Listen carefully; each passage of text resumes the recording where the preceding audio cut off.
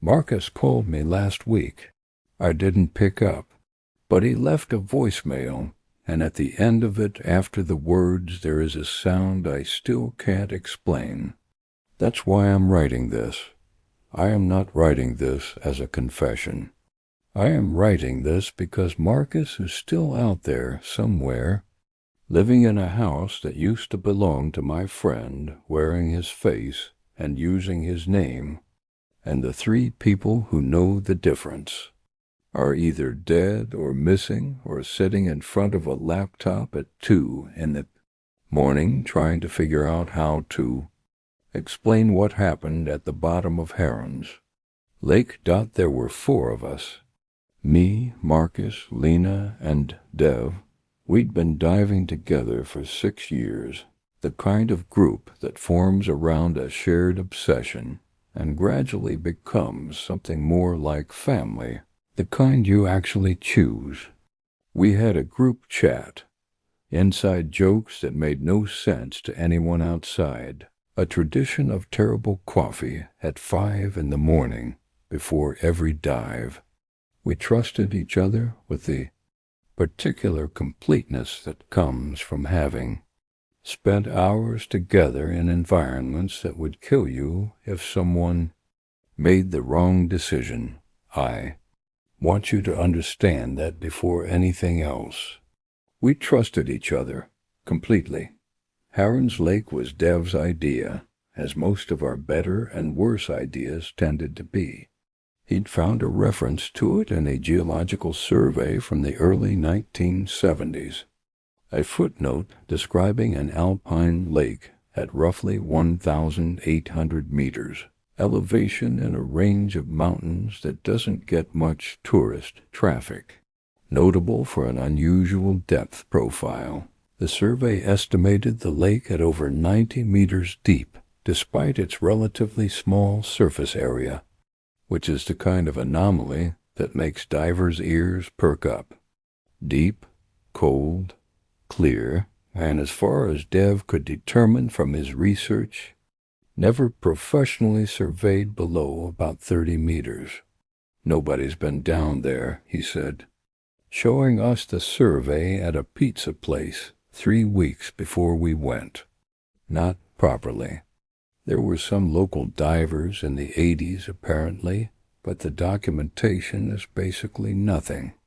We'd be the first real team to go deep. Lena asked about the water temperature. Dev said cold, probably 4 degrees at depth, manageable with the right equipment.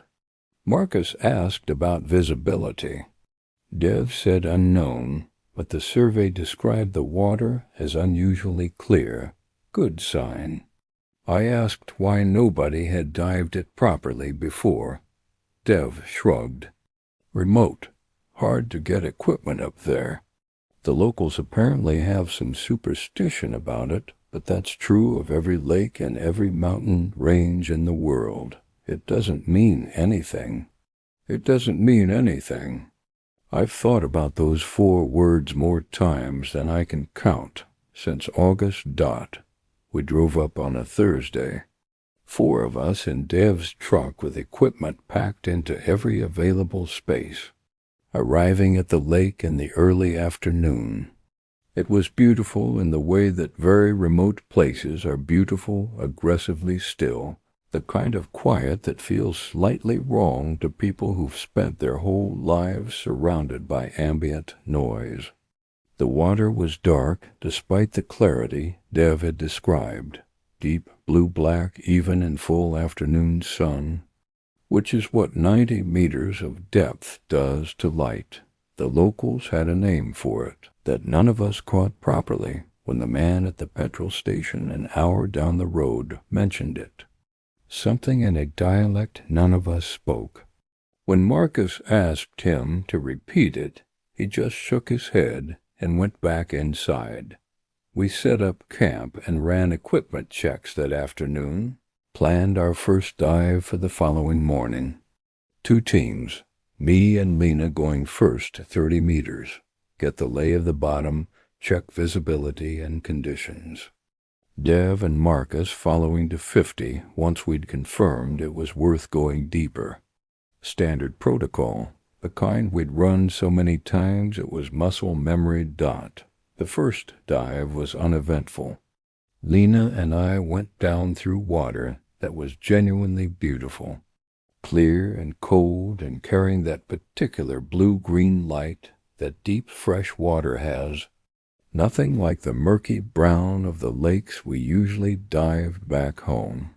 The bottom at 30 meters was rocky and relatively flat, scattered with the kind of debris you find in alpine lakes, dead wood, sediment, the slow accumulation of decades. Visibility was excellent. No unusual currents. No red flags. We came up and told Dev and Marcus. It looked good. They went down the next morning. They were supposed to be back at the surface in 40 minutes. We lost communication with them at the 22-minute mark, which happened sometimes with the equipment we were using, not uncommon enough to immediately worry about. Lena and I waited at the surface, watching the line. Checking the time at minute 45, I started worrying at minute 58. Dev surfaced alone. He came up fast, faster than he should have, and I was already in the water moving toward him before I'd consciously processed that Marcus wasn't with him. Dev was breathing hard, his regulator out, his face mask pushed up, and he was looking at me with an expression I didn't immediately recognize on him because I'd never seen it before. Dev was the calmest person I'd ever met in the water. I'd seen him handle equipment failures at depth without his heart rate visibly changing. He looked terrified. "Where's Marcus?" I said. Dev grabbed my arm. His grip was too tight. "He's coming," he said. "He's right behind me. He's fine." "Dev, where is he? What happened down there?" "He's fine," Dev repeated, and something about the way he said it, flat and slightly too fast, made me stop asking and just wait. Marcus surfaced 4 minutes later. He came up slowly, correctly, took his regulator out, pushed his mask up, and looked at both of us with an expression that was completely normal, calm, a little tired. "Good dive?" Lena called from the bank. "Interesting," Marcus said. "Very interesting. You two need to go down and see the wall." That night around the fire, Dev was quiet in a way that was different from his normal quiet. Dev's usual silence was comfortable, the silence of someone who simply didn't need to fill space with words. This was something else. He kept looking at Marcus across the fire, small glances that he stopped quickly whenever Marcus looked back, like he was checking something and didn't want to be caught at it. I waited until Marcus and Lena had gone into their tents, and then I asked Dev what had happened at depth. He was quiet for a long time, long enough that I thought he wasn't going to answer. "There's a wall," he said finally, "about 60 meters down. The lake floor just drops away. We followed it down. I know. We weren't supposed to go below 50 without checking in, but the visibility was so good, and it just kept going." He stopped, stared at the fire. "We went to about 75, maybe 80, and at the bottom of the wall there's a shelf, wide, flat, and on the shelf there are shapes." "What kind of shapes?" "I don't know. Stone, I think, or something like stone. They're too regular to be natural formations, too big to be anything that was put there by anyone who would have had a reason to put them there. They look old, very old." He paused. "And Marcus went closer than I did?" "I stayed at the edge of the shelf. He went out toward the shapes, and I watched him, and he just stood there for a long time, too long. I signaled him twice before he responded, and when he looked at me, his face was, I don't know how to describe it, like he was waking up from something. He seemed fine on the way up, I said. He seemed fine, Dev agreed. And then, does he seem fine to you now? I thought about Marcus across the fire, the way he'd said interesting in that flat, complete way, the way he'd eaten dinner without saying much, which wasn't unusual for Marcus. But the quality of his silence had been different somehow, oriented differently, like he was listening to something I couldn't hear. I don't know, I said honestly. No, Dev said. Me neither. We should have left the next morning. I know that with a certainty that sits in my chest like a stone. We should have packed the equipment and driven back down the mountain, and never spoken about the shapes on the shelf to anyone. Instead, we dived again. The pull toward the water was something I didn't understand until we were already in it, already descending. Amy and Dev this time, while Lena stayed with Marcus on the surface. I've tried to explain it since, and the closest I can get is that it felt like curiosity, but not my curiosity exactly. Something more like a curiosity that had been placed inside me while I wasn't paying attention. A desire to go back down that felt completely natural until I examined it directly, at which point I couldn't find the source of it anywhere in my own history or personality. We went to the shelf. The shapes were exactly as Dev had described, large, regular, too intentional to be geological, too old to be explicable.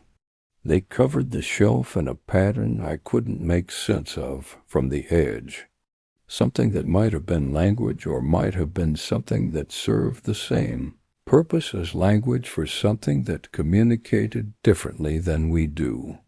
The water around them was darker than it should have been at that depth, which I attributed at the time to the shadows from the shelf. Above, I didn't go closer.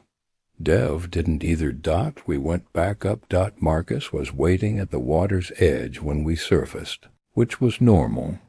What was not normal was that he was standing in the water up to his knees, his boots still on, just standing there, looking down at the surface with that same listening expression from the night before. Marcus, I said. He looked up, smiled. Good dive? Fine, I said. Why are you in the water? He looked down at his feet like he hadn't noticed. I don't know, he said, with a small laugh that sounded exactly like Marcus's laugh. Just felt like it, I guess. Lena caught my eye over his shoulder. She'd noticed, too. That night Dev didn't come to dinner. I found him sitting by the truck, equipment bag already half packed, and when I asked him what he was doing, he looked at me with that expression again, the one I'd never seen on his face before August. I'm leaving in the morning, he said. I think you should come with me.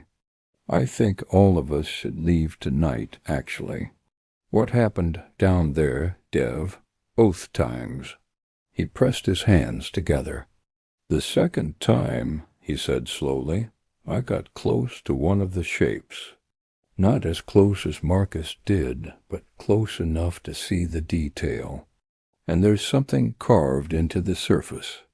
I don't know what it is or what it means, but when I looked at it directly, I had the strongest feeling I've ever had in my life that something was looking back. Not the shape, not the carvings, something behind it, something that had been waiting behind it for a very long time and had just noticed me. I opened my mouth to say something rational. "Marcus went down alone," Dev said. "This afternoon, while you were sleeping. I woke up and he was gone, and his equipment was gone, and then 40 minutes later he came back and he was fine. He was completely fine. He said he just wanted another look. And he laughed about it, and Lena laughed too, and I stood there, and I couldn't find anything specific to point to and say this is wrong, but I am telling you that something is wrong. Something is wrong with Marcus, and something is wrong with this lake, and I need you to believe me." I believed him. We decided to leave first thing in the morning. We went back to camp and told Marcus and Lena we were packing up, diving was done, time to head home. Marcus nodded easily. "Fine," he said. Lena seemed surprised, but went along. I didn't sleep that night. I lay in my tent and listened to the lake, which was stupid because lakes don't make sounds. But Harren's lake seemed to have a presence in the darkness that I could feel from the tent, a low, patient weight pressing on the back of my thoughts. And I kept thinking about what Dev had said, something that had been waiting behind it for a very long time and had just noticed me dot. At some point in the night I heard movement outside. I checked my watch. 3:40 in the morning. I unzipped the tent. Marcus was walking toward the lake. He was fully dressed, no equipment, just walking at a slow, steady pace toward the water, like someone following a path they could see that nobody else could. I said his name. He stopped, turned around.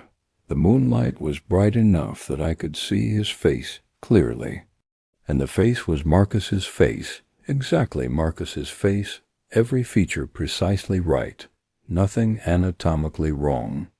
But the expression on it was not an expression I'd ever seen Marcus wear, or any human being wear, an expression of absolute attention, oriented not toward me, but through me, looking at something behind and around me that I was apparently failing to block. "Go back to sleep," he said. And it was Marcus's voice, exactly Marcus's voice. "You need your rest for the drive tomorrow." I stood there. He turned back toward the lake and kept walking. I went and woke Dev. By the time we got back outside, Marcus was in the water, not swimming, just standing, waist deep, still fully dressed, completely still, facing the center of the lake. We called his name. He didn't respond. Dev went in after him. I watched from the bank, ready to go in if needed, and Dev reached Marcus and grabbed his arm, and Marcus turned to look at Dev and said something I couldn't hear from the bank, very quietly, very calmly, and Dev went completely still. "Dev," I called. "Dev, what did he say?" Dev didn't answer for a long moment. Then he turned toward me, and even in the dark I could see his expression, and I knew with a certainty I couldn't justify or argue with that whatever Marcus had said to him, whatever he'd seen in Marcus's face at that distance in the water, had broken something in Dev that was not going to be easily repaired. "Get Lena," Dev said. "Get her and get the truck keys and go. Right now. Dev, I'm not leaving without you. Get Lena," he said, and his voice cracked on it in a way I'd never heard from Dev in 6. YEARS, I got Lena.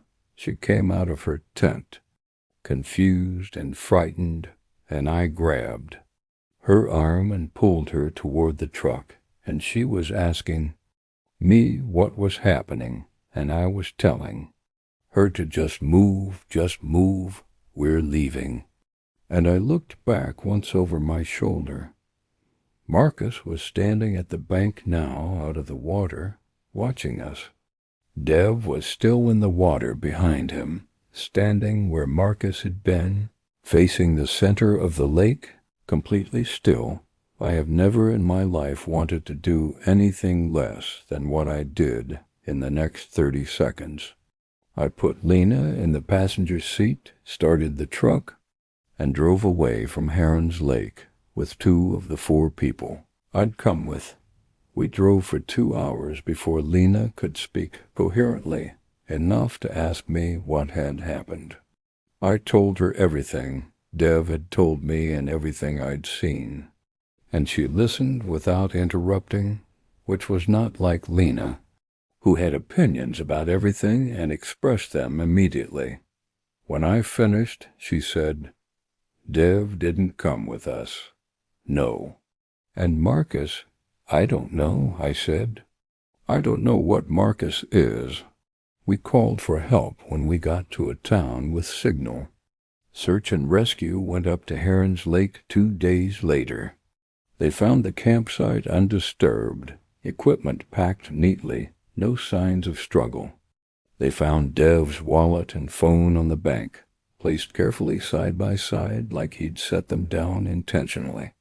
They found footprints leading into the water and none coming out. They did not find Dev. They found Marcus on the road about 3 kilometers from the lake, walking calmly in the direction of the nearest town, perfectly fine, perfectly lucid, able to answer every question they asked him. He said Dev had panicked during a night dive, and he'd lost him in the dark. He said I had left in hysterics without explanation. He expressed appropriate distress about Dev. He cried at the right moments. He answered every follow-up question correctly and consistently, and gave the investigators no reason to look at him as anything other than a traumatized survivor. He is living in his apartment. He goes to his job. He answers his phone when his family calls. He went to Dev's memorial and cried the appropriate amount. I have not spoken to him since the lake. I have tried to explain to people who weren't there why this is necessary, and I have been unable to find words for it that don't make me sound like someone who has lost their grip on reality. There's nothing I can point to. There is nothing that would hold up in any room built for rational explanation. I can only tell you what I know, which is this. The thing in Marcus's apartment is not Marcus. I don't know what it is. I don't know what it wants, or whether what it wants is connected to what is at the bottom of Harren's Lake, or whether the lake is simply a place where something ancient and patient extends the edges of itself into the world above the water, testing, tasting, learning, replacing. I know that Dev is gone. I know that whatever Marcus said to Dev in that water, in the dark at 3:40 in the morning, it was enough to make the calmest person I've ever known look at me with that expression and tell me to run.